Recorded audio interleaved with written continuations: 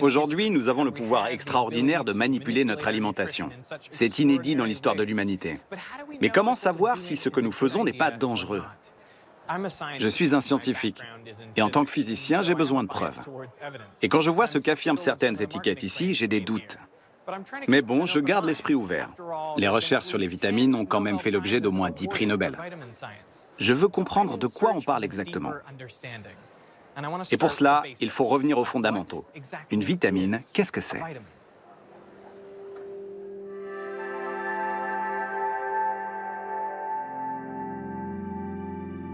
Les vitamines sont des composés essentiels à la vie. Sans eux, on tombe malade. On peut même mourir.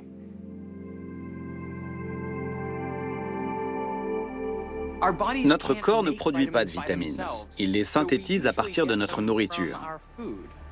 Pour l'instant, on a identifié 13 vitamines. Enfin, on les a regroupées sous ce nom, mais ce sont des molécules très différentes, avec des effets très différents. Il y a la vitamine A, 8 vitamines B, les vitamines C, D et E, et la vitamine K. Ces 13 vitamines peuvent être réparties en deux groupes. Les vitamines solubles dans l'eau, soit toutes les vitamines B et la vitamine C, et les vitamines solubles dans la graisse, soit les vitamines A, D, E et K, ADEC. En quoi est-ce important? En fait, on élimine facilement l'excès de vitamines hydrosolubles dans l'urine, mais on stocke les liposolubles dans le foie et le tissu adipeux. On peut donc les accumuler et atteindre des concentrations toxiques. Comment étudiez-vous les vitamines? Je recherche tous les composants de notre nourriture. Yasmine Probst est diététicienne. C'est une experte en vitamines.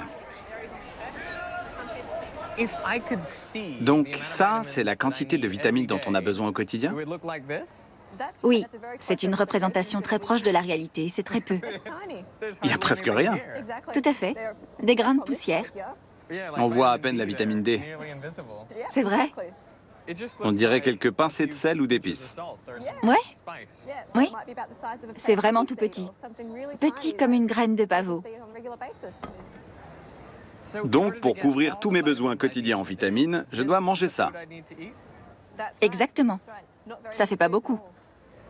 Moi, ça me ferait un seul repas. J'ai l'impression que c'est le plat et le dessert. C'est ce dont un homme adulte a besoin. On a l'impression qu'il faut manger des quantités énormes, toute une assiette d'épinards par exemple, pour combler les besoins quotidiens en vitamines. Alors qu'en fait, c'est assez peu. Oui, je crois qu'il y a un malentendu.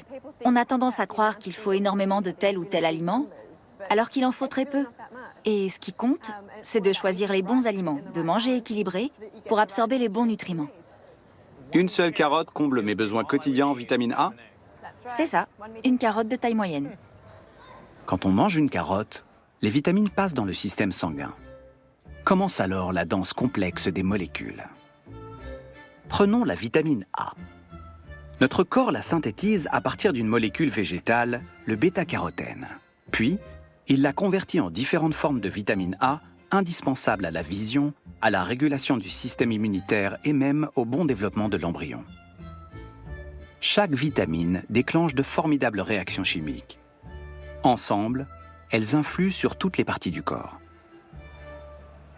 Sans ces 13 vitamines, on ne peut pas entendre, sentir, penser, toucher, goûter, respirer. Elles nous maintiennent en vie. En fait, elles sont la vie. Quand tout fonctionne, c'est un système merveilleux. Mais quand on n'en a pas assez, quand on souffre de carence, l'organisme se détraque.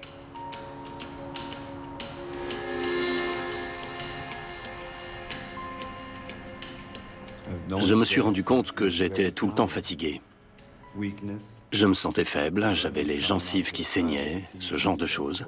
Et ça ne faisait qu'empirer. Et puis je dormais énormément.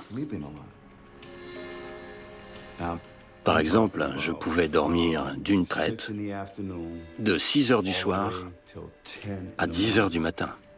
C'est énorme. Ça m'a fait peur. Je savais que c'était pas normal. Heureusement que je suis allé voir le docteur Churchill.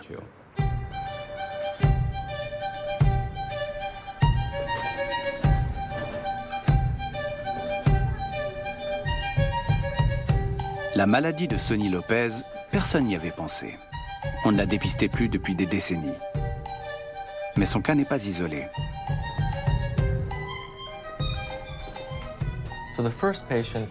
J'ai eu un premier patient qui avait des rougeurs douloureuses sur les deux jambes et des douleurs articulaires.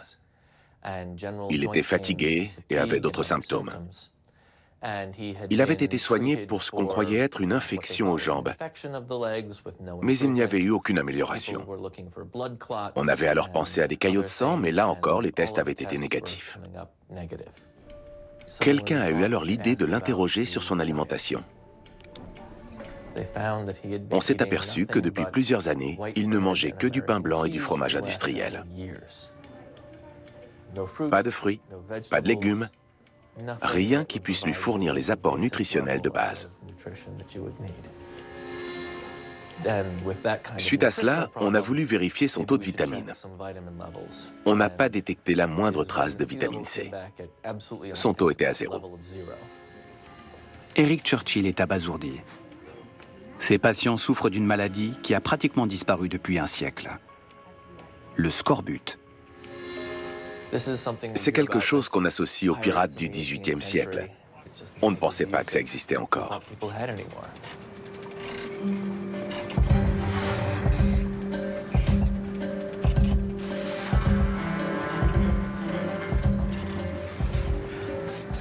Le scorbut a fait énormément de victimes.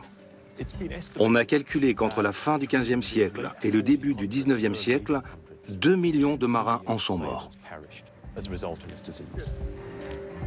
C'est du boulot, en fait.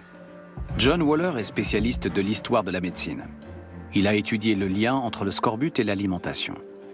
Voilà la ration ordinaire d'un marin de la Royal Navy au XVIIIe siècle.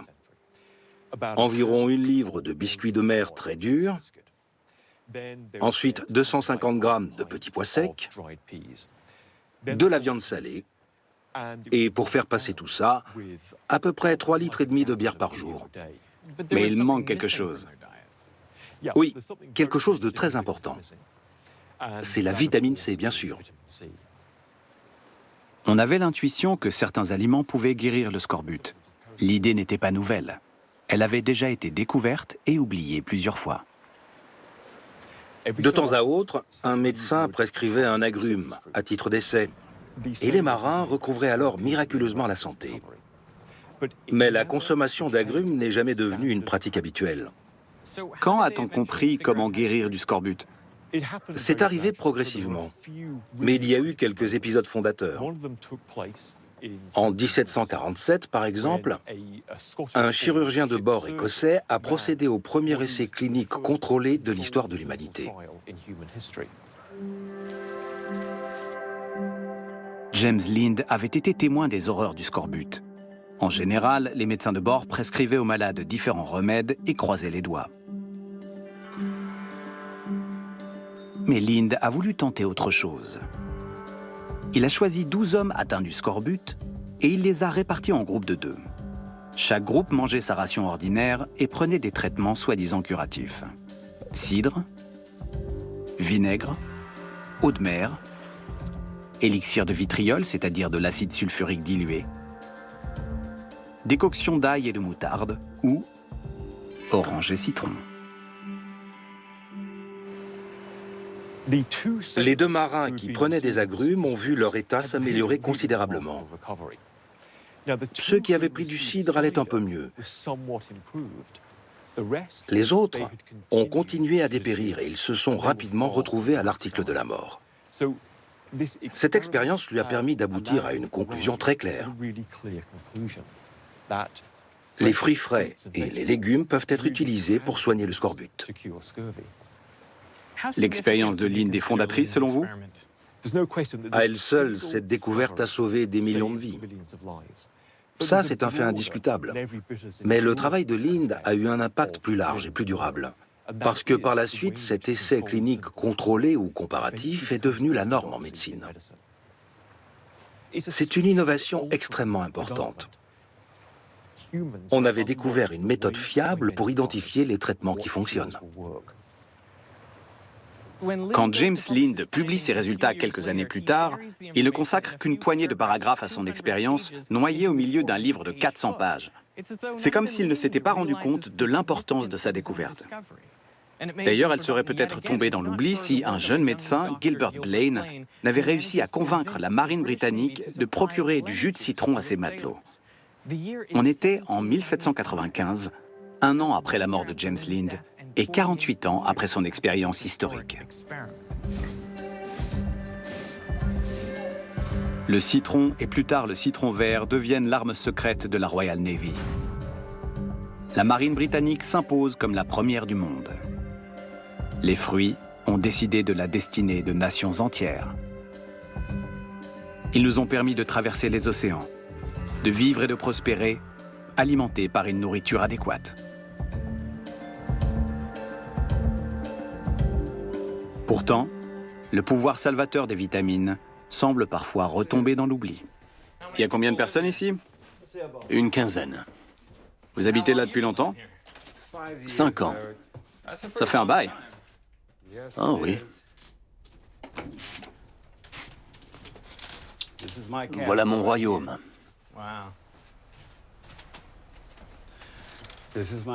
Eux, c'est ma famille, les gens que j'aime. C'est moi, j'avais 21 ans. Vous aviez une sacrée coupe. Ouais, c'était l'époque des hippies. Vous avez une belle famille. Merci. C'est là que je range mes céréales, mon pain, le beurre de cacahuète. Le frigo est dans le couloir. Venez, je vous montre. J'aime les hamburgers, les hot dogs, les sodas, les gâteaux, les céréales industrielles. Je ne vais pas vous mentir, je mange très sucré. Dans mon café, je mets 15 sucres et 2 dosettes de crème. Les personnes qui ont très peu de moyens vont souvent avoir tendance à choisir de la nourriture riche en matières grasses et en calories, et très roborative. Si votre budget est réduit, vous allez opter pour des aliments rassasiants qui apportent un plus grand sentiment de satiété que les fruits et légumes. Bonjour. Bonjour, docteur. Ça va? Super. Sonny a beaucoup de soucis à gérer. Alors manger des fruits et des légumes, ce n'est pas du tout sa priorité. J'ai cru que j'avais une maladie terrible. J'étais mort de peur. C'est un mot très moche, le scorbut. Quand on a diagnostiqué le scorbut de Sonny, la première mesure qu'on a prise a été de lui prescrire de la vitamine C pour corriger sa carence. Par la suite, il s'est avéré qu'il avait du mal à prendre les compléments. Alors j'ai pris mon bloc d'ordonnances, j'ai écrit 1 orange par jour et je lui ai donné. Sonny n'est pas le seul touché par la maladie. Ces 5 dernières années, on a identifié 30 cas de scorbut. À ma connaissance, c'est la plus grande concentration de cas dans un pays développé, à l'exception de situations très particulières, comme des zones de conflit ou des camps de réfugiés. C'était quoi leur problème? C'est qu'ils ne mangeaient pas assez? Pas du tout. Ce n'est pas une question de quantité, mais de qualité. En fait, plus de la moitié des personnes touchées étaient obèses. Leur alimentation leur fournissait suffisamment de calories, mais ce sont des calories de mauvaise qualité, peu nutritives. C'est ce qu'on appelle la malnutrition hypercalorique. Le scorbut est très facile à prévenir. La dose de vitamine C recommandée n'est vraiment pas élevée. À la limite, une poignée de sachets de sauce tomate de marque bien connue en contient assez pour vous protéger du scorbut. Je n'en fais pas la publicité, mais c'est suffisant. Ça peut surprendre, mais les agrumes ne sont pas les seuls champions de la vitamine C. Les kiwis, les fraises et les poivrons rouges en contiennent aussi beaucoup. Mais la vitamine C est fragile. Elle se dégrade rapidement.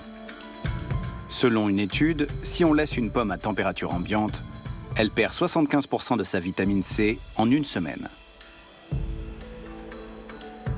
Donc la teneur en vitamine C décroît au fil du temps. Oui, du fait de la chaleur, de la lumière, des conditions de stockage. Comment faire alors pour maximiser l'apport nutritionnel? Manger frais et local. Moins il s'écoule de temps entre la récolte et la consommation, mieux c'est. Le pouvoir de la vitamine C fascine. Alors très vite, les chercheurs vont l'isoler et déterminer sa formule chimique. En 1937, ces travaux seront couronnés par 2 prix Nobel. Ils vont permettre de fabriquer la première vitamine de synthèse ou artificielle. À votre avis, d'où vient la vitamine C de vos comprimés?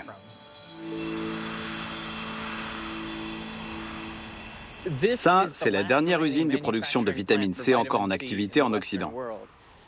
Aujourd'hui, les vitamines sont en grande majorité synthétiques. Elles sont fabriquées dans ce genre d'usine. En général, le but est de répliquer la structure des molécules naturelles. On espérait vous montrer ce procédé ici, mais après 12 mois de négociations, nous n'avons pas eu l'autorisation de filmer à l'intérieur. Alors, pour comprendre comment on fabrique une vitamine, suivez le guide. Pour fabriquer une vitamine, il faut des matières premières. Vous n'allez pas me croire, mais 8 vitamines peuvent être créées à partir de combustibles fossiles, comme les goudrons de houille. Ils contiennent des éléments comme l'acétone, le dissolvant du vernis à ongles, des alcanes que l'on trouve dans le pétrole et divers noyaux aromatiques présents dans le bitume. Le principe est de combiner ces briques pour en faire des molécules complexes afin de construire, littéralement, les vitamines. L'opération demande une grande précision. Il suffit d'un rien pour altérer leur fonction. Les vitamines de synthèse ne proviennent pas toutes de combustibles fossiles. On peut par exemple extraire le sucre du sirop de maïs, le faire fermenter avec des bactéries et grâce à une réaction chimique, obtenir de la vitamine C de synthèse. La plupart des vitamines artificielles ont la même formule chimique que leur équivalent naturel, mais sans les fibres et micronutriments des aliments. Bref, la différence c'est que notre source de vitamines n'est plus la nature, mais l'usine.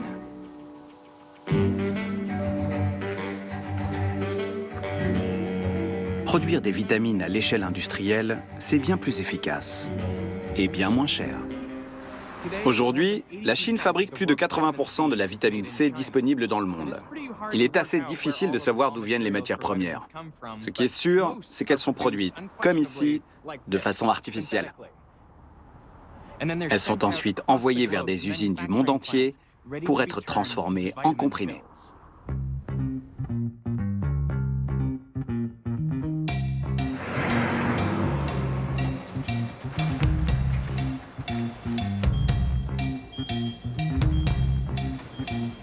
En Australie, la loi oblige les fabricants à tester les ingrédients à la livraison. On doit s'assurer que le produit correspond à ce que dit l'étiquette. Ensuite, la fabrication commence.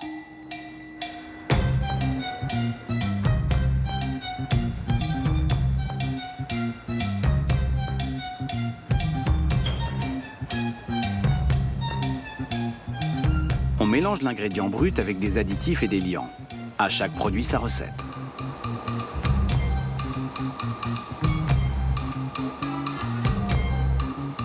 On a vu que les quantités de vitamines requises pour la santé sont infimes. Alors, de quoi est fait le reste du comprimé? Eh bien, on ajoute souvent des éléments neutres, comme la cellulose, des sucres ou de la farine de riz. Ils donnent du volume et facilitent la dissolution du comprimé dans l'organisme. On peut aussi ajouter des couleurs et des goûts pour rendre les vitamines plus attrayantes.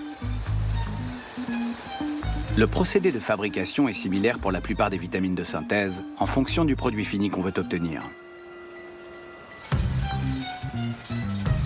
Des milliers de comprimés anonymes sont déversés dans des contenants. Vient ensuite l'étape de l'étiquetage pour les identifier.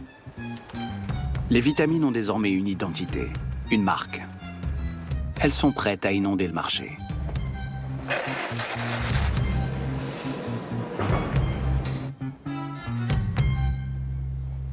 C'est intéressant. Un fabricant a le droit d'écrire « fabriqué en Australie » sur ses vitamines, même si aucun des ingrédients ne vient de ce pays. Et si on veut affirmer qu'il s'agit d'un produit naturel? Eh bien, comme la plupart des pays n'ont pas officiellement défini ce que le mot naturel veut dire, le produit peut contenir des ingrédients artificiels. Mais admettons que vous n'ayez jamais pris de comprimés de vitamines. Vous pourriez penser que vous n'êtes pas du tout concerné par ces procédés de fabrication industrielle. Eh bien, vous auriez tort. Vous ne prenez peut-être pas de comprimés, mais vous ingérez certainement des vitamines de synthèse, car dans au moins 95 pays du monde, on en ajoute dans la nourriture. Eat Wonder Bread. You want to grow bigger and stronger, don't you? Golly, sure. Okay. A sandwich daily and 2 slices of Wonder Bread every meal give you 8 elements you need. La moitié des pays du monde autorisent l'ajout de vitamines de synthèse dans les aliments ordinaires. C'est ce qu'on appelle l'enrichissement. That's why you can help yourself grow bigger and stronger 8 ways with Wonder Bread. So be sure to eat Wonder Bread.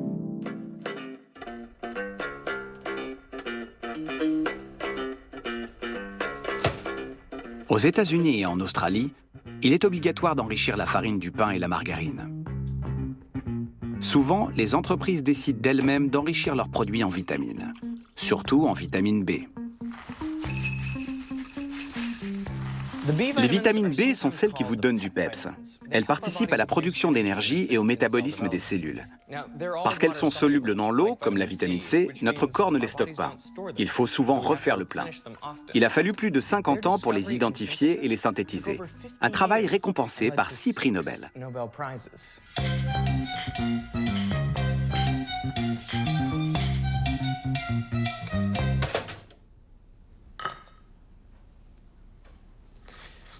Dans le pain, on ajoute souvent de la vitamine B9, le célèbre folate.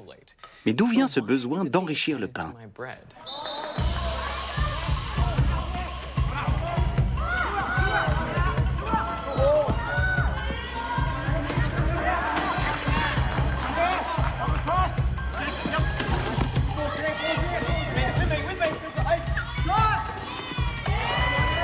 Kim Robbins a 29 ans. C'est une star internationale de basket en fauteuil roulant.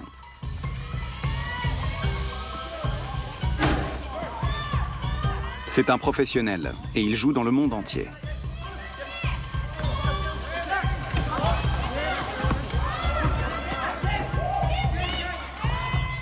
Sa vie entière a été déterminée par le folate.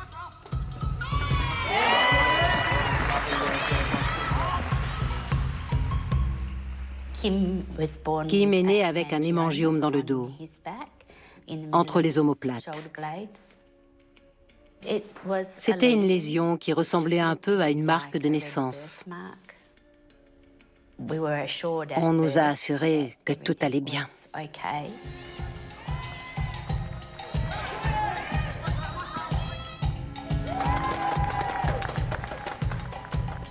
Ce n'est que vers l'âge de 6 mois qu'on a commencé à s'inquiéter. Il n'arrivait pas à faire certaines choses qu'il aurait dû pouvoir faire à cet âge.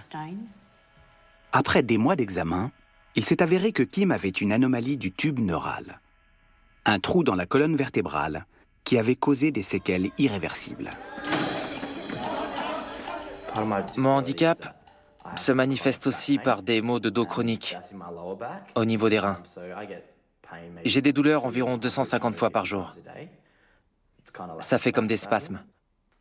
Sinon, mon cerveau fonctionne parfaitement. Mes jambes ne fonctionnent pas normalement.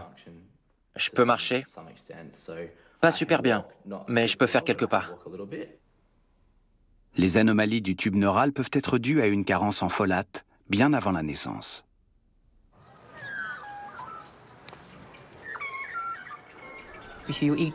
L'idéal, c'est de prendre le folate dans la nourriture. Il est présent en grande quantité dans les légumes verts à feuilles. On le trouve aussi dans les asperges, les fraises, les céréales complètes. Donc, si vous mangez des fruits et des légumes, il est très probable que votre alimentation soit riche en folate. Le folate intervient dans la réparation de l'ADN et de l'ARN, mais aussi chez le fœtus, lors de la multiplication rapide des cellules. Il est donc essentiel à cette étape. Fiona Stanley a participé à une étude internationale sur les enfants. L'étude a démontré qu'une carence en folate dans l'alimentation d'une mère, même avant sa grossesse, pouvait entraîner de graves séquelles in utero. Les organes majeurs du fœtus commencent à se former avant même qu'une femme sache qu'elle est enceinte. Et l'un des premiers de ces organes, vers la 7e semaine, c'est le tube neural. Au départ, il est ouvert, comme une petite gouttière. Et petit à petit, il se referme à partir du milieu. Je l'imagine comme une fermeture éclair. Tous les liens s'imbriquent pour former le tube neural. Et s'il manque un maillon, on a une anomalie du tube neural. La mienne est entre les vertèbres T2 et T6, donc assez haut. Ma moelle épinière est un peu atrophiée. Certains messages passent et d'autres non. Quand une femme sait qu'elle est enceinte, il est peut-être déjà trop tard. Alors les scientifiques ont cherché le moyen de mettre du folate, sous une forme ou une autre, dans un aliment de consommation courante. Il y a eu beaucoup de débats sur l'aliment qu'il fallait enrichir. Et bien sûr, parmi les candidats potentiels, il y avait la farine pour le pain, car c'est un aliment de base. Alors, depuis 2009, le pain australien est enrichi à l'acide folique, la forme synthétique du folate. Il est obligatoire d'en mettre dans toutes les farines de blé destinées à la fabrication du pain. C'est la même chose aux États-Unis, au Canada et en Grande-Bretagne. Seuls les pains biologiques ou traditionnels en sont dispensés. On recommande aussi des suppléments d'acide folique aux femmes qui envisagent d'avoir un enfant. Je ne connaissais pas l'existence du folate avant ma grossesse. Je n'avais jamais entendu parler d'anomalie du tube neural. Est-ce que ça aurait changé quelque chose si j'avais pris du folate au début de ma grossesse? Oui, ça aurait changé beaucoup de choses. Peut-être que Kim n'aurait pas été handicapée. Je ne peux rien changer à ce qui est arrivé. C'est comme ça. Et je ne peux pas me le reprocher.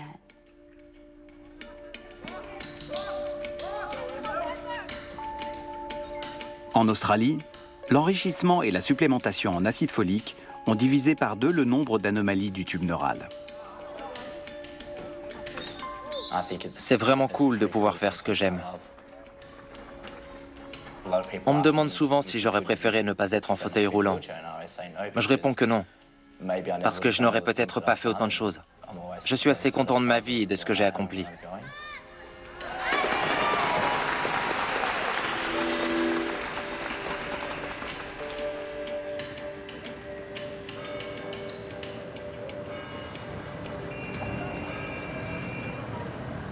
En Europe, on enregistre chaque année plus de 4000 anomalies du tube neural. Pourtant, ici, l'enrichissement des aliments n'est pas obligatoire. Alors, pourquoi l'Europe a-t-elle choisi une approche différente? Et 2 croissants. Mathilde Touvier dirige une équipe de recherche qui enquête sur le rapport entre l'alimentation et la santé. Ça, c'est pour moi. Tenez. Merci. Alors dites-moi, lesquels de ces pains sont enrichis? Aucun d'entre eux. En France, on n'enrichit pas la farine. Mais vous avez aussi des anomalies du tube neural. Oui, bien sûr. D'ailleurs, on recommande aux femmes qui envisagent une grossesse ou qui viennent de tomber enceinte de prendre de la vitamine B9 pour prévenir les risques d'anomalies. Mais pourquoi vous n'en mettez pas dans le pain? En France, le pain est un aliment sacré, en quelque sorte. C'est un produit traditionnel. On ne le transforme pas. Pourtant, vous ajoutez des vitamines dans certains aliments. Oui, certains aliments sont enrichis en vitamines ou en minéraux, mais ce n'est pas obligatoire. C'est aux fabricants de choisir. Si je comprends bien, ce qui vous inquiète, ce n'est pas de manquer de vitamines, mais d'en prendre trop. Oui, ça dépend des pays. En France, ou plus généralement en Europe, on n'a pas tellement de problèmes de carence. Le problème, ce sont plutôt les excès. Trop de sucre, trop de sel, voire trop de vitamines. Si on prend des aliments enrichis, des aliments de base riches en vitamines et minéraux ou des suppléments, on peut arriver à des apports excessifs. Bon appétit. Bon appétit. Bon appétit. Vous mangez des aliments enrichis en vitamines? Non. Non. Non. Pourquoi? Parce que alors moi j'aurais peur de faire une surdose. C'est-à-dire qu'à un moment, on prend déjà beaucoup, parce qu'on mange beaucoup déjà de légumes, plus les compléments, plus si on prenait des aliments enrichis, je crois que j'aurais peur de dépasser justement la dose journalière, de prendre trop de vitamine C. Et les aliments qui sont enrichis, je ne sais pas trop comment c'est fait l'enrichissement. Je préfère prendre les vitamines à part en me disant ça c'est un médicament, je sais que je prends un médicament. Et quand je mange de la nourriture, je ne mange pas des médicaments.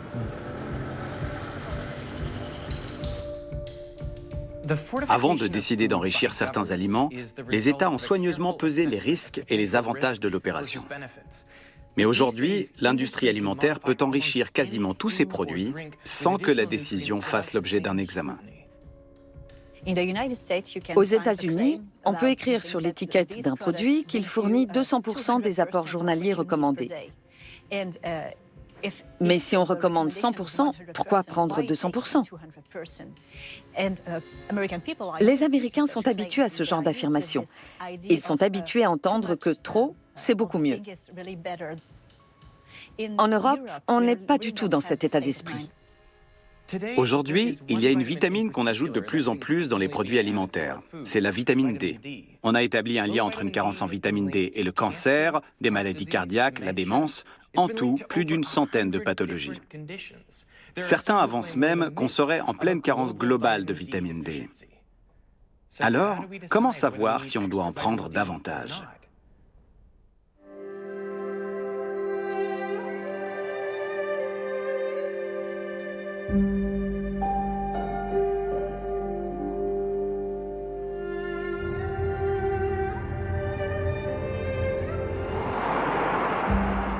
Je suis venu dans l'un des endroits les plus froids de la planète pour mieux comprendre cette vitamine qui enflamme le milieu scientifique.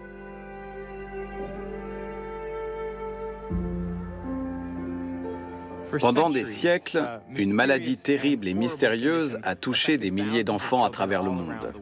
Leurs os étaient peu résistants et cassaient facilement, beaucoup souffraient de déformations et beaucoup mouraient. Cette maladie, on l'a appelée le rachitisme, mais on ne connaissait pas sa cause. Bizarrement, il y avait moins de cas ici, sur les côtes de Norvège. Et tout semblait indiquer que c'était grâce aux poissons.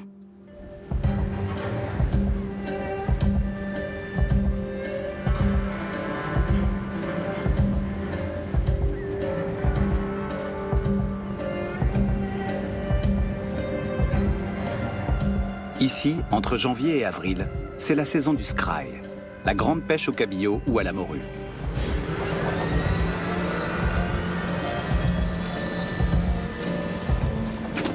On en pêche plusieurs centaines de milliers de tonnes. Leur chair contribue à nourrir le monde.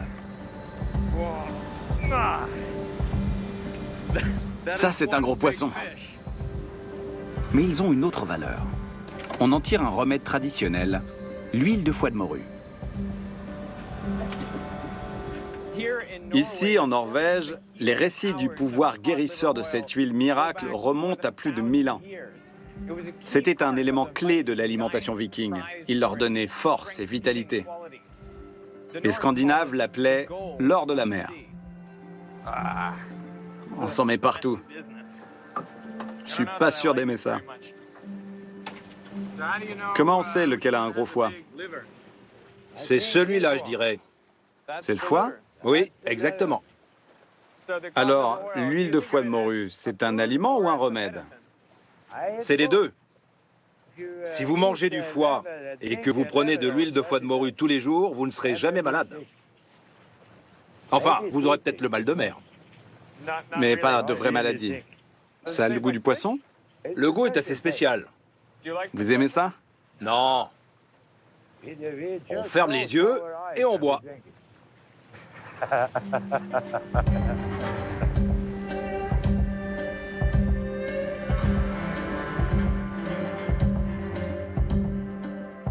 Il y a des centaines de milliers de têtes et de queues fixées sur des séchoirs.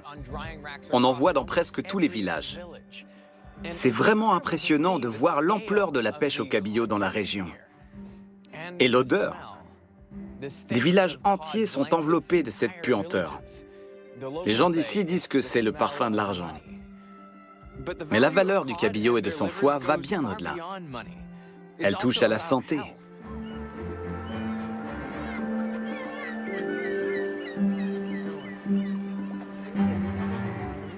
Margriet Brustad est spécialiste des liens entre les aliments, comme le cabillaud, et les maladies, comme le rachitisme. Il y a quelques années, le rachitisme était un énorme problème sanitaire ici en Norvège. Le rachitisme est une maladie qui se caractérise par des os mous. Il entraîne la déformation du squelette et c'est extrêmement douloureux. Si on est touché durant l'enfance, c'est irréversible? Oui, si ce n'est pas soigné. C'est vraiment terrible. Oui, c'est très douloureux. On savait depuis longtemps que l'huile de foie de morue pouvait guérir le rachitisme, mais on ne savait pas pourquoi. Margriet et moi sommes venus voir comment on transforme le cabillaud en huile de foie de morue.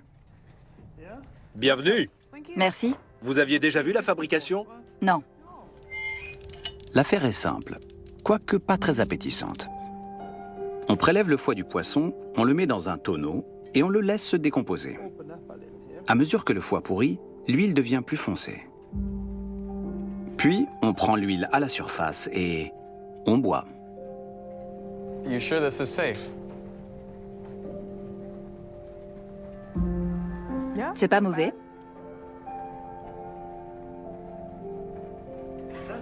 C'est bien meilleur que dans mes souvenirs d'enfance. C'est vrai? Franchement, je m'attendais à bien pire. L'huile de foie de morue s'est montrée si efficace contre le rachitisme que toute l'Europe s'est mise à en donner aux enfants. Et dans les années 1870, elle a débarqué en Amérique. Le marketing de masse a commencé. Mais on ne savait toujours pas pourquoi ça fonctionnait.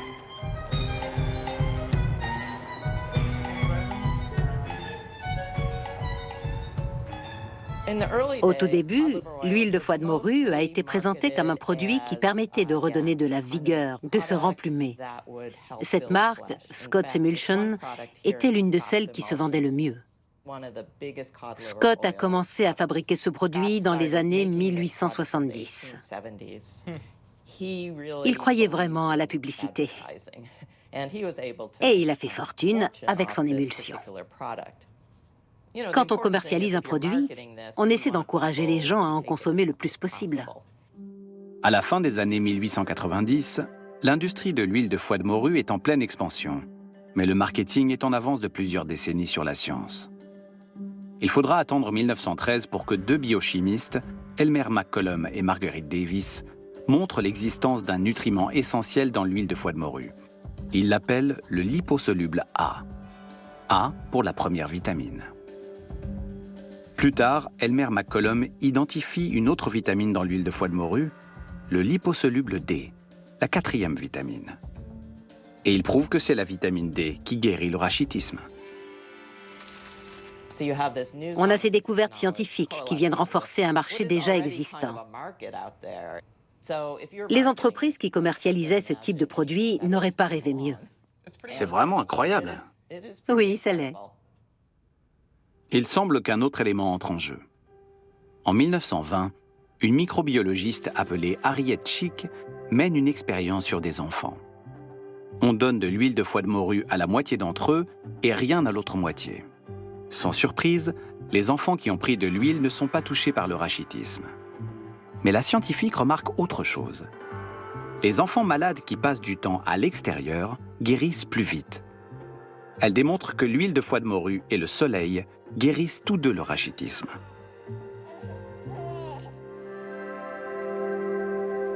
Et le lien, c'est la vitamine D.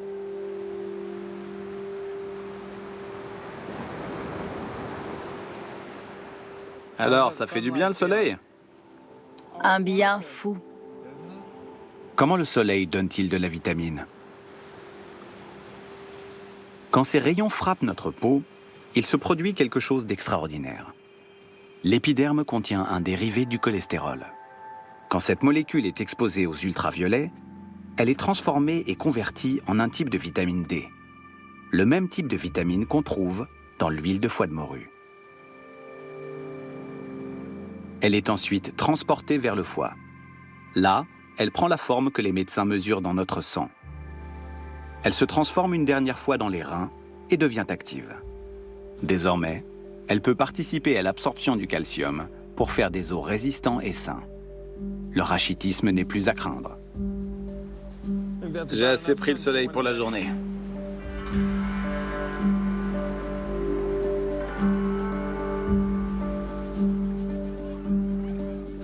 Mais en hiver, le Grand Nord est plongé dans la pénombre. Pendant de longs mois, on manque de soleil et donc de vitamine D. Alors, au fil des générations, les habitants ont mis au point un menu assez remarquable, capable de compenser ce déficit. La chair, c'est du cabillaud. Vous avez aussi des œufs de cabillaud. Et là, c'est le foie bouilli, avec de l'huile de foie de morue mélangée à de l'oignon, du poivre et du sel. Et des pommes de terre. Les Norvégiens mangent beaucoup de pommes de terre. Très bien. C'est le meulieu, un plat traditionnel plein de vitamine D. Un repas comme celui-ci vous apporte entre 16 et 20 fois les doses journalières recommandées en vitamine D. Dans nos pays du Nord, ils préservent nos taux de vitamines pendant les mois d'hiver. Mais tout le monde n'aime pas les poissons gras, et encore moins le foie et l'huile de foie de morue. Alors les scientifiques ont inventé quelque chose de beaucoup plus appétissant. Le premier comprimé de vitamine important, c'est l'Oscodal. Il a été mis au point par Casimir Funk. Cette huile de foie de morue qui soulève le cœur devient un joli petit cachet enrobé de sucre. En fait, c'est l'huile de foie de morue qui a déclenché la folie des vitamines? Oui, absolument. C'est le point de départ de tout ça. Les comprimés sont désormais facilement accessibles. L'ère du cabillaud comme source première de vitamine D touche à sa fin. Bientôt, cette vitamine sera produite de façon complètement différente à partir d'un animal complètement différent.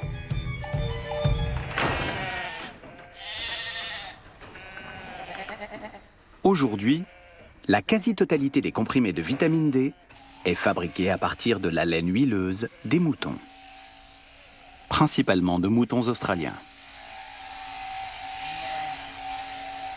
Comment transforme-t-on de la laine de mouton en vitamine?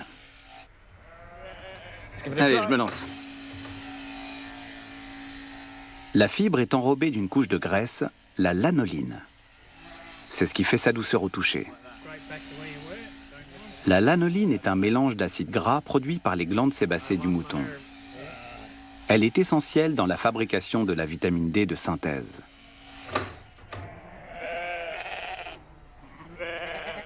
Et voici comment on peut l'extraire. D'abord, on sépare la lanoline de la laine en la plaçant dans un mélange d'eau bouillante et de détergent. La lanoline est composée à 15% d'un dérivé du cholestérol, le même qu'on retrouve sous notre épiderme. Il faut l'extraire puis l'oxyder pour produire une nouvelle molécule. On irradie cette dernière à l'ultraviolet et on obtient un précurseur de la vitamine D. Ce procédé chimique imite un processus naturel, l'effet du soleil sur notre peau. Encore quelques étapes et on obtient le produit fini, la vitamine D de synthèse.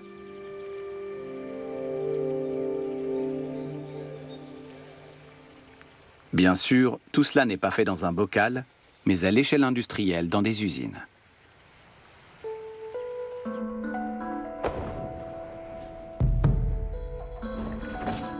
Des chimistes de l'université de Melbourne ont calculé qu'on pouvait gagner beaucoup d'argent avec une peau de mouton.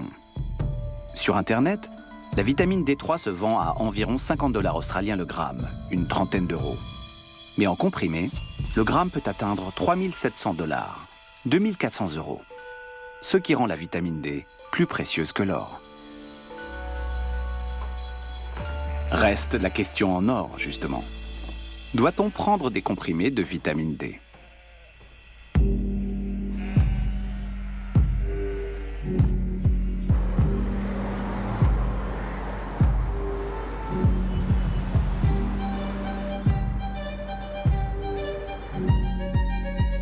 Aujourd'hui, nous passons le plus clair de notre temps à l'intérieur.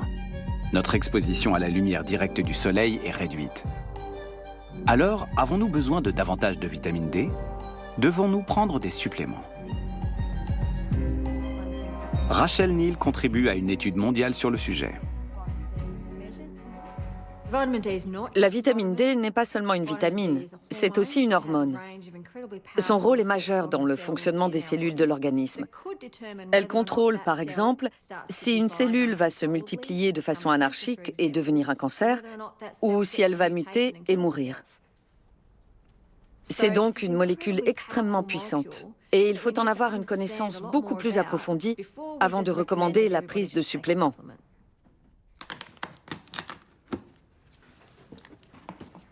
Rachel dirige l'un des plus grands essais cliniques du monde sur les doses élevées de vitamine D. 21 000 individus participent à l'étude. Pendant 5 ans, ils vont prendre soit un comprimé de vitamine D, soit un placebo à base de sucre. Le but est de déterminer si les compléments de vitamine D réduisent les risques de cancer et d'autres pathologies. Le grand public a tendance à croire que les effets bénéfiques de la vitamine D sur des problèmes de santé comme le cancer ou les maladies cardiovasculaires sont prouvés. En réalité, on sait que la vitamine D est très importante pour les os, mais pour le reste, on n'a aucune preuve. Pourquoi tant d'incertitudes? D'abord, on ne sait pas exactement quels sont les apports journaliers nécessaires. Pour mesurer la vitamine D dans le sang, on utilise généralement une unité qu'on appelle les nanomoles par litre. En dessous de 25 unités, on est en carence, tous les spécialistes sont d'accord là-dessus. Mais il est plus épineux de définir le taux suffisant. On sait qu'un niveau de 50 unités suffit à garantir des os en bonne santé pour la plupart d'entre nous. Mais certains avancent le chiffre de 75, 100 et même plus. Notons que les États-Unis utilisent une autre unité de mesure, les nanogrammes par millilitre. La conversion n'est pas évidente et sème la confusion entre les nations. Pour l'instant, nous n'avons pas de chiffres qui mettent d'accord toutes les organisations, tous les scientifiques et tous les médecins dans le monde. Autre controverse, les analyses de sang. En fonction des laboratoires, les résultats peuvent être très différents. Et bien qu'on sache que prendre des suppléments de vitamine D augmente son taux circulant dans le sang, on ne sait pas si c'est bon pour la santé.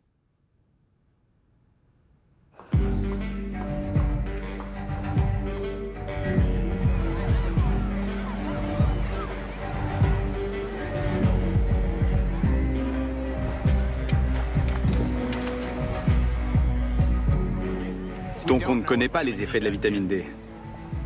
On a une idée de ce que fait la vitamine D, mais ce qu'on ne sait pas, c'est si en prendre en complément. En fonction de leur approche, les études apportent différentes informations. Ils sont en train de prendre une bonne dose de vitamine D. Pour la vitamine D, ce sont souvent des études d'observation. On observe les faits. Par exemple, les personnes atteintes d'un cancer ont souvent des taux sanguins de vitamine D assez bas. Le lien existe donc, et potentiellement, il est important. Mais ça ne nous dit pas si la faiblesse du taux est la cause ou la conséquence du cancer. Pour le savoir, il faut employer la méthode inventée par James Lind en 1747, l'étude clinique randomisée.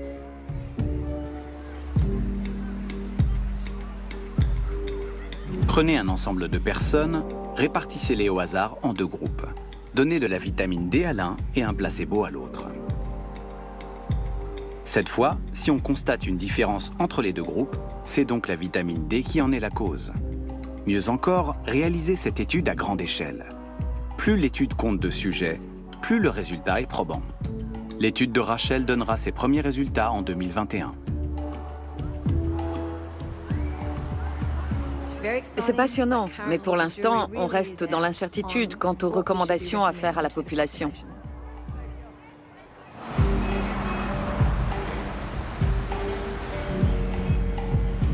Malgré ces incertitudes, en 2016, des chercheurs britanniques ont conseillé d'augmenter l'apport journalier recommandé en vitamine D. Mais ils ne font pas l'unanimité. Depuis, l'un des grands défenseurs de cette cause a changé d'avis. Il s'appelle Tim Spector et il est généticien. J'ai beaucoup étudié la vitamine D au cours des 15 dernières années. Nous avons été les premiers à montrer que les gènes ont une incidence sur le taux de vitamine D. On avait toujours cru qu'il dépendait de l'exposition à la lumière ou de la consommation de poissons gras. En fait, il peut varier de 50% en fonction de nos gènes. Donc, le taux normal de vitamine D sera différent d'un individu à l'autre. Ce principe vaut pour toutes les vitamines qu'on a pu tester jusqu'à présent. Par conséquent, il y a autant de taux normaux que d'individus. Votre taux normal peut être 3 fois plus élevé que le mien, et on est capable de déterminer à coup sûr les taux suffisants ou trop bas. Il faut que l'opinion publique sache qu'il y a une controverse. Les hormones et les vitamines sont importantes, mais attendons que des études aient été faites avant de prendre une décision. C'est aberrant de foncer vers les produits chimiques et de s'inquiéter après. Il faut être sûr de ne pas prendre une décision néfaste. Il est évident qu'il faut soigner les personnes qui souffrent de carences en vitamine D et reconnaître la réalité de ces carences. Mais pour l'instant, nous ne pouvons pas affirmer que prendre un complément de vitamine D sera bénéfique. Et si tout simplement, on prenait davantage le soleil? Mais alors, quid du risque de cancer? Comme toujours avec la vitamine D, c'est compliqué. Dans les pays du Sud, de courtes expositions au soleil du matin quelques fois par semaine suffisent. Et sous un ciel plus gris? Eh bien, il faut s'exposer davantage au soleil. Ou alors, votre médecin vous recommandera peut-être un complément en vitamine D.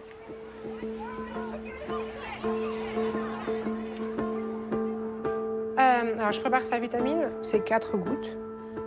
Des fois, il y a 5. Elle prend jamais tout exactement. C'est difficile vu qu'il y a la cuillère, il en reste un petit peu sur le bol. Donc voilà, souvent on met 5 comme ça, on se dit que au moins elle en prend 4. On va prendre la vitamine. Elle prend ça tous les jours pour renforcer ses os et pour éviter le rachitisme. C'est recommandé par le médecin? Par le pédiatre, oui. On sort de la maternité avec une prescription et tout de suite on doit donner la vitamine D. Et même le premier jour de naissance, en fait, à l'hôpital, on nous apprend à donner la vitamine D. La vitamine D est puissante, on l'a dit. Alors que se passe-t-il quand on abuse des bonnes choses?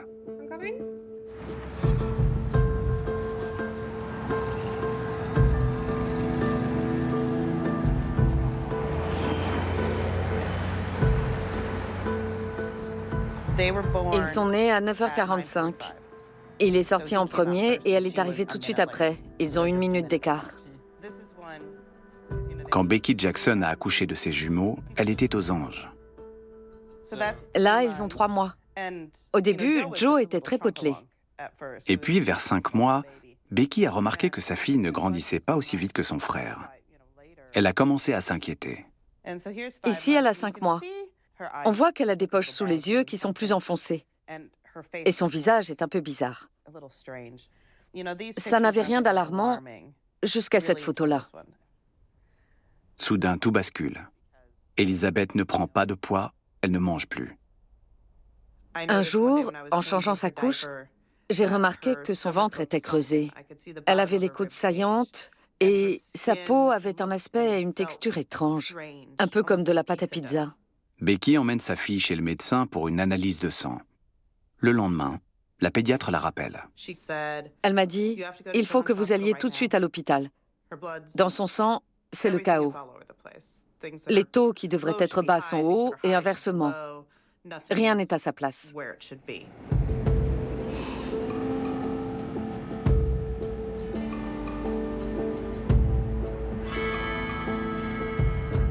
J'ai paniqué. Pendant 2 jours, je n'ai pas compris ce qui se passait. C'était ça le plus angoissant. Les examens ont révélé qu'Elisabeth avait un taux élevé et toxique de vitamine D, ce qui entraînait des concentrations de calcium très élevées dans le sang. Avant Elisabeth, je n'avais jamais vu de cas de concentration toxique de vitamine D. Elle n'avait que 5 ou 6 mois.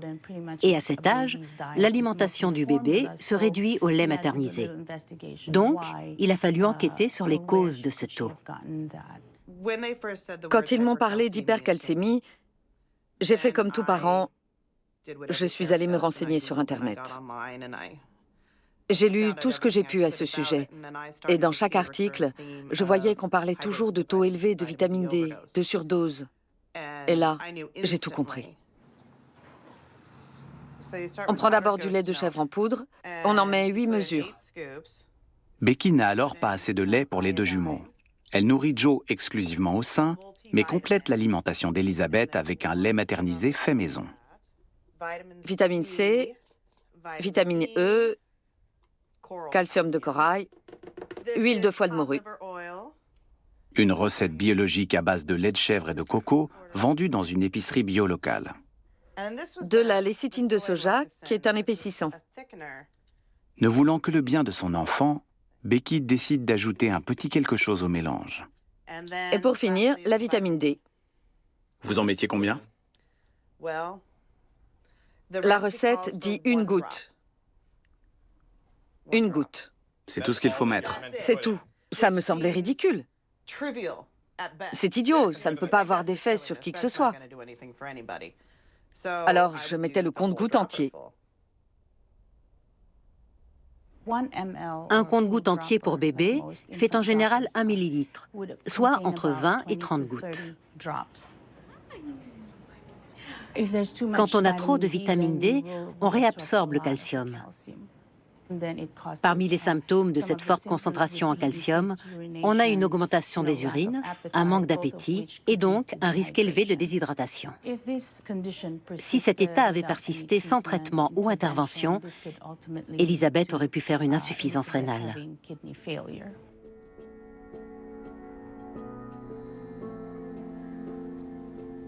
Et là, c'est à l'hôpital avec la sonde d'alimentation. Mais elle a déjà récupéré. Elle a pris du poids. Elle commence à redevenir un bébé normal. Après 10 jours passés à l'hôpital, elle retrouve des taux normaux. Je me suis sentie coupable. C'était ma faute. C'est moi qui l'avais fait. Et je savais que je lui en donnais trop quand je dosais la vitamine. Mais je me disais que ça ne pouvait pas lui faire de mal, c'était juste de la vitamine. C'est comme la vitamine C, on l'évacue quand on en a trop, ça ne pouvait pas être grave. J'essayais simplement d'être une bonne mère, de faire de mon mieux d'une façon qui me paraissait simple, gérable et complètement sans danger.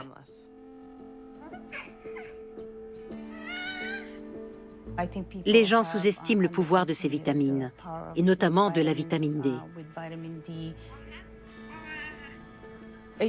Des petites erreurs peuvent avoir de grandes conséquences. Des doses 10 fois, 100 fois trop fortes, et c'est le drame. Désormais, Elisabeth va très bien. Tout est revenu à la normale. Il est difficile de faire une surdose de vitamines avec la nourriture. Mais avec les vitamines de synthèse, rien de plus simple puisqu'on peut en prendre de grandes quantités. Les vitamines solubles dans les graisses comme la vitamine D peuvent s'accumuler dans la masse graisseuse et atteindre des niveaux de concentration dangereux. Becky Jackson et sa famille ne sont pas un cas isolé.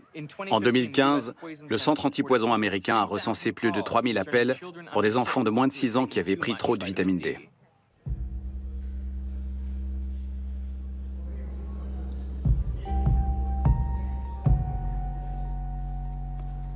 Partout dans le monde, on étudie de près les risques liés à la supplémentation alimentaire.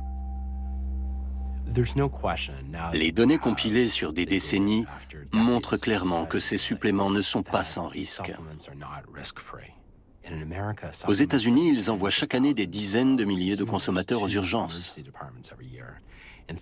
Et des milliers d'hospitalisations sont dues à des effets secondaires graves des compléments alimentaires.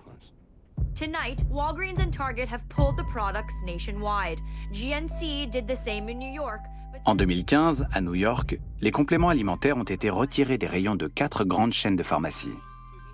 La plupart des compléments testés ne contenaient pas les ingrédients indiqués sur les étiquettes. Et beaucoup contenaient des polluants. On a des risques importants pour la santé du fait de manquements majeurs dans le processus de fabrication. On avait par exemple des multivitamines dans lesquelles la quantité de minéraux était 100 fois supérieure à ce qu'elle aurait dû être, ce qui a entraîné de graves problèmes de santé. Dans d'autres produits multivitaminés, on a trouvé des drogues, comme des stéroïdes anabolisants, une hormone prohibée que les haltérophiles prennent pour être plus forts.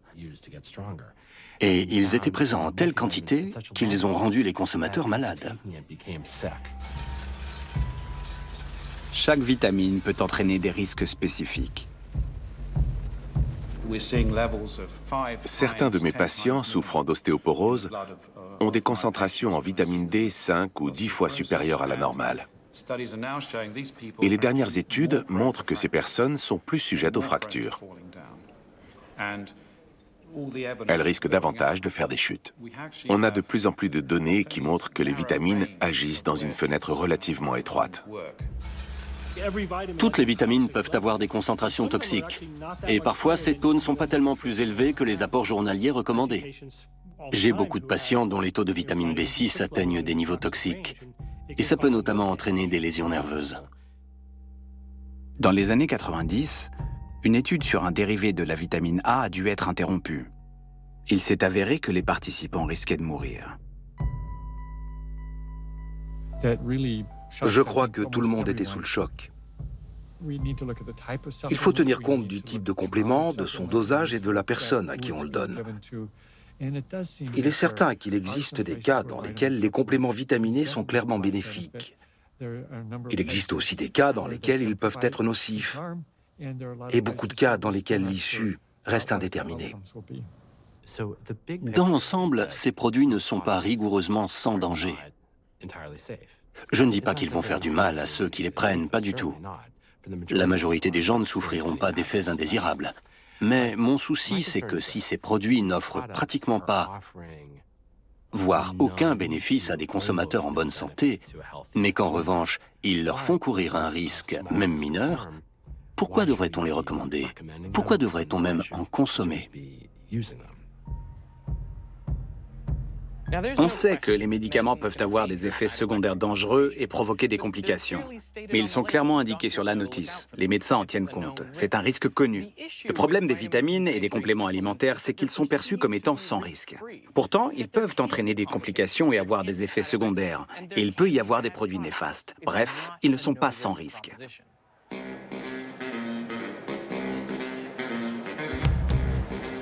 Et pourtant, aux États-Unis, rien n'oblige les fabricants à démontrer l'innocuité ou l'efficacité de leurs produits avant de les mettre sur le marché. Aux États-Unis et dans beaucoup d'autres pays, la loi est très souple. On peut mettre n'importe quel mélange de vitamines et de minéraux dans un produit, lui donner n'importe quel nom et affirmer qu'il a telle vertu thérapeutique. C'est le Far West. Le fait que la consommation de compléments alimentaires ne soit pas encadrée pose un vrai problème. On y trouve certains ingrédients qui ne devraient pas y être, et inversement. Oui, c'est un peu le Far West. La réglementation varie selon les pays. En Europe, les vitamines sont considérées comme des compléments alimentaires. Les fabricants ont l'obligation d'utiliser des ingrédients sans danger. En revanche, rien ne les oblige à prouver l'innocuité ou l'efficacité de leurs produits pour qu'ils soient commercialisés. Mais la loi est tout de même plus stricte qu'aux États-Unis. Si on veut afficher un bénéfice pour la santé sur l'étiquette, il doit être prouvé scientifiquement. La réglementation est très importante. Sinon, les fabricants pourraient dire que leur produit a des effets bénéfiques alors que ce n'est pas prouvé. On trompe les gens. Ils vont dépenser leur argent alors que le bénéfice du produit n'est pas démontré et qu'il a peut-être même des effets indésirables. Donc oui, il faut que ce soit encadré. C'est très important. En France, il faut généralement une ordonnance du médecin pour les doses élevées de vitamines. Mais on achète de plus en plus nos vitamines en ligne.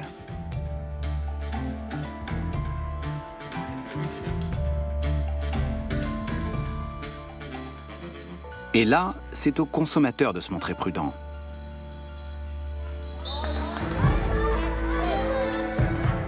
Il ne faut pas oublier pour autant qu'en cas de vraie carence, les compléments vitaminés peuvent changer des vies.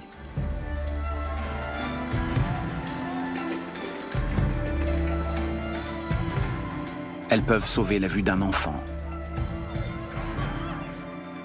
Elles peuvent sauver des vies.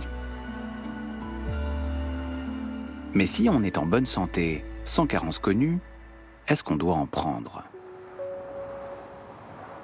Je pars pour la dernière étape de cette enquête. Je vais découvrir les résultats de 50 années de recherche consacrées au maintien des êtres humains en bonne santé. Pas seulement sur Terre, mais dans l'espace.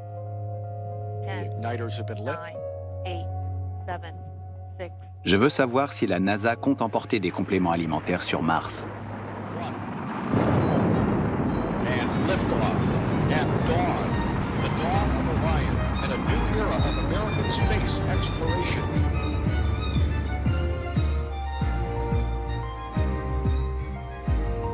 La NASA se prépare à envoyer des êtres humains sur Mars vers 2030.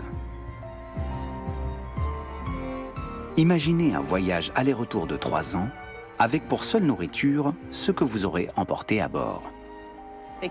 Ils ne peuvent pas descendre dans la rue au restaurant s'ils n'aiment pas ce qu'on leur a préparé, ou aller à l'épicerie et avoir du choix. C'est là qu'on lyophilise les aliments. Grace Douglas dirige les recherches de la NASA sur la nutrition des astronautes. L'idée est de manger de vrais repas dans l'espace. Tous les plats lyophilisés sont fabriqués ici, dans ce laboratoire. On les prépare comme à la maison, ensuite on les place ici, on les surgèle et on retire l'eau. Une fois en orbite, on réhydrate le plat et il redevient comme il était avant. Certaines vitamines résistent vraiment bien à ce procédé.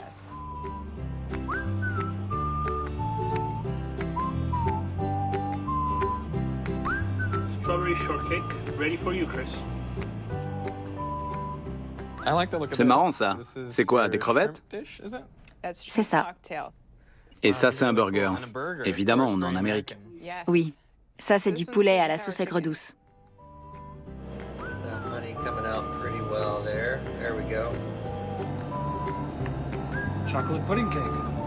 Alors, la NASA va-t-elle envoyer des compléments alimentaires sur Mars? Il y en aura un seul, la vitamine D, parce qu'on la synthétise en s'exposant à la lumière du soleil et dans l'espace, ce ne sera pas possible. Uniquement de la vitamine D? Oui, les autres nutriments proviendront d'une alimentation variée et équilibrée. La nourriture, c'est mieux que les compléments? La nourriture, c'est fondamental pour la santé et la performance des êtres humains. C'est donc un élément central de ces missions. Il y a énormément de vitamines, de minéraux et autres dans la nourriture. Et pour l'instant, on ne sait pas les répliquer dans un comprimé. Allez, c'est parti. Je mets la quantité d'eau indiquée. J'ai l'impression que c'est vraiment un point incontournable. La nourriture est un atout crucial pour qu'un équipage parvienne sur Mars en gardant la santé et le moral. C'est indispensable. Oui, c'est un élément de base comme l'oxygène et l'eau. Sans ces 3 éléments, l'être humain ne peut aller nulle part ni faire quoi que ce soit. Alors c'est bon? Super bon. Je pourrais en manger sans problème. Pendant 3 ans? Je n'aurai que ça pendant 3 ans? Oui. This is Mission Control Houston. As we come up on the first 2 critical Orion program milestones, the service module fairing panel jettison and the launch abort system jettison, standing by for those... À mesure que nous comprenons mieux le pouvoir de la nourriture, une vérité extraordinaire se fait jour. En plus des 13 vitamines, il existe des milliers de composés chimiques, une multitude de molécules qui fonctionnent en synergie de façon complexe et souvent mystérieuse. Ensemble, ils nous protègent contre les maladies. Mais ils n'ont pas toujours le même pouvoir quand ils sont isolés de la nourriture.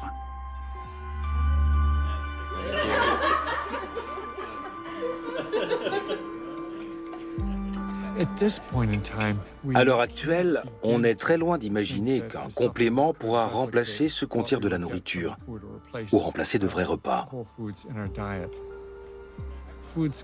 La nourriture contient des dizaines de micronutriments essentiels et des milliers de composés dont on sait encore très peu de choses. Il peut être rassurant de se dire qu'un comprimé va résoudre beaucoup de problèmes de santé ou prévenir les maladies chroniques. Mais pour l'instant, ce n'est pas vrai, ce n'est pas avéré. Ce qui est avéré, c'est le lien entre l'alimentation et la santé. Malheureusement, il y a eu cette mode et toutes ces affirmations pseudo-scientifiques autour des vitamines. Maintenant, il y a des gens qui ont un esprit logique, scientifique, et qui pensent que les vitamines sont une escroquerie. Ce n'est pas vrai. C'est une science, c'est de la nutrition, de la médecine. L'escroquerie, c'est d'exagérer le pouvoir des vitamines ou de prétendre qu'elles sont autre chose que ce qu'elles sont.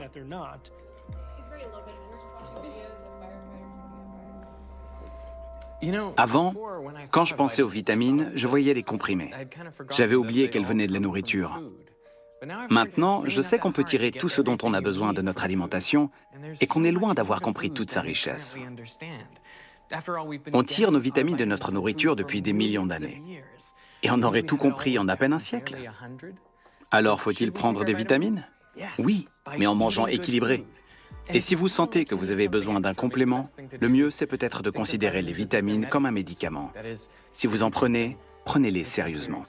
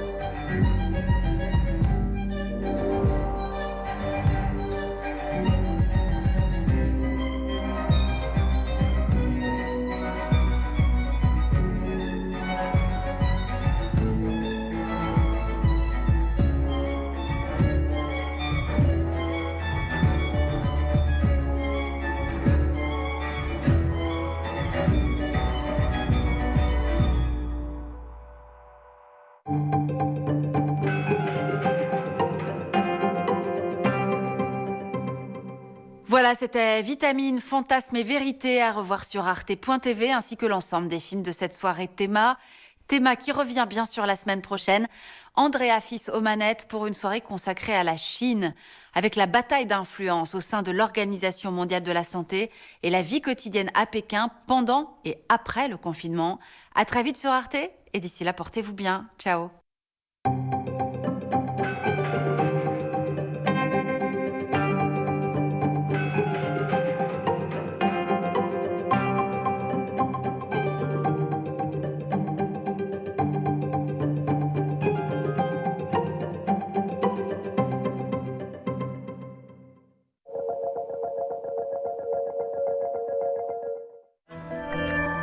Dans un instant, rencontre avec la Task Force de l'Institut Pasteur à Lille. Une équipe de scientifiques se livre à une course contre la montre pour trouver un remède au coronavirus. A tout de suite. Votre programme.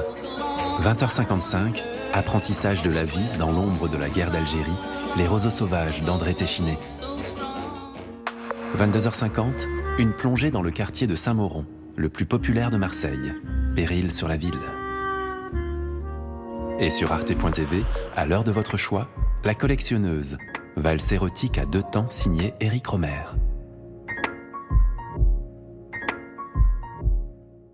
Je reviens te chercher. Je savais que tu m'attendais. Je savais que l'on ne pourrait se passer l'un de l'autre longtemps. Je reviens te chercher.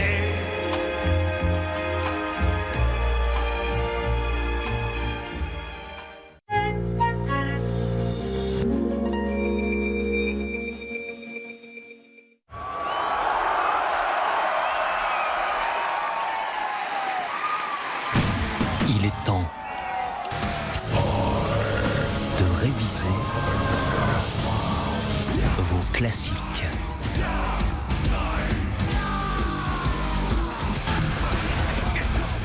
Best of Hellfest. 15 ans de bruit et de fureur. Déjà sur arte.tv et vendredi à 23h55 sur Arte. C'est une ville si extraordinaire. Hélas, les militaires doivent détruire.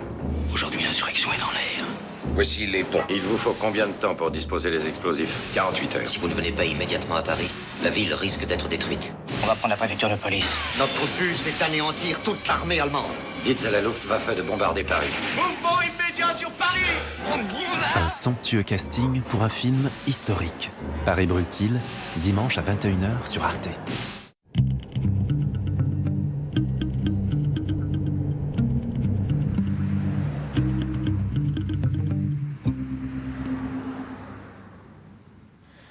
Willkommen, bienvenue, 767e numéro d'Arte Reportage, tournage encore une fois en extérieur, ici même à Strasbourg. Malgré le déconfinement quasi général, nous ne sommes toujours pas autorisés à retourner dans nos studios. Au menu de cette édition, l'Islande. Comment ce pays qui a connu un véritable boom touristique s'est-il adapté à l'émergence du coronavirus et à ses implications économiques? Quid de l'après-pandémie? Reportage en seconde partie d'émission. Et puis direction Israël pour assister à la guerre du short, ou comment un vêtement court porté par des adolescentes dans l'enceinte d'une école a ravivé les feux mal éteints de la guéguerre entre religieux et laïcs. Mais d'abord, direction le nord de la France, à Lille précisément, où se trouve notamment le prestigieux Institut Pasteur. S'il y a bien un endroit en ce moment où l'on se creuse littéralement les méninges pour trouver rapidement un traitement efficace contre le fameux Covid-19, c'est là. Une véritable force de frappe s'est constituée. Nous avons pu suivre son travail au quotidien. Pour elle, chaque minute, chaque seconde compte. Car dans la compétition mondiale scientifique qui se joue en arrière-plan, il importe d'être le premier à dire « Eureka, j'ai trouvé », ou plus exactement, nous avons trouvé. Reportage Camille Toulmé et Anthony Dufour d'Icari.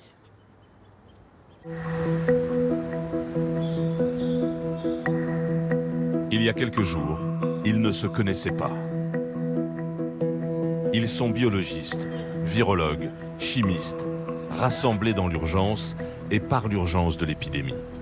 Une trentaine de chercheurs, les meilleurs dans leur spécialité, réunis pour ce qui ressemble à une photo de classe. Ouais, un petit peu. Avec les cœurs, voilà. C'est pas les cœurs. Leur mission, réussir en quelques semaines à trouver un traitement pour le Covid-19. Ils savent que cette mission est différente de tout ce qu'ils ont pu connaître jusque-là. Le monde les regarde, dans cette institution qui va héberger leurs recherches. Voilà, merci bien, messieurs, dames. Merci. L'Institut Pasteur de Lille, créé à la fin du 19e siècle par Louis Pasteur lui-même, qui fut ancien doyen de la faculté de médecine du Nord. Un lieu mythique dans lequel les scientifiques savent qu'ils n'ont qu'un seul choix, réussir. Par rapport à un projet de recherche habituel très amont, très fondamental, aujourd'hui on s'est donné comme objectif d'avoir un impact clinique, un impact sociétal direct. C'est ça qui est visé. Notre objectif aujourd'hui, c'est de trouver un médicament et de traiter les patients. Le délai est très court. Cette force spéciale scientifique s'est donnée jusqu'à fin juin pour proposer un traitement efficace contre le Covid-19. Leur méthode, le repositionnement. Ils vont chercher dans toutes les molécules pharmaceutiques déjà disponibles celles qui pourraient être efficaces contre le virus sans provoquer d'effets secondaires graves. Et pour cela, l'Institut Pasteur, grâce à son histoire, dispose d'un véritable trésor. Une collection de presque tous les médicaments disponibles aujourd'hui dans le monde. Donc c'est une collection qui est conservée à moins 20 degrés. Ici, donc dans cette pile de plaques, vous avez les 2000 principes actifs de médicaments qui sont aujourd'hui testés sur le virus. Donc on peut voir ici que le format de plaque, en fait, c'est une plaque qui contient 384 puits. Et dans chacun des puits, on a une solution de principes actifs. Les couleurs que vous voyez, ce sont des principes actifs qui sont naturellement colorés. Et donc dans chaque puits, il y a une molécule différente? Il y a une molécule différente qui est un principe actif que l'on retrouve dans des comprimés, dans des gélules, dans des pommades, dans des collyres. Et donc c'est ça qu'on vient mettre sur les cellules qui sont infectées par le virus. Là, on doit couvrir, à mon avis, 75% de ce qui est disponible dans le monde. On estime que la pharmacopée utilisable rapidement chez quelqu'un, donc on appelle ça repositionnable, c'est environ 2500 à 3000 principes actifs de médicaments.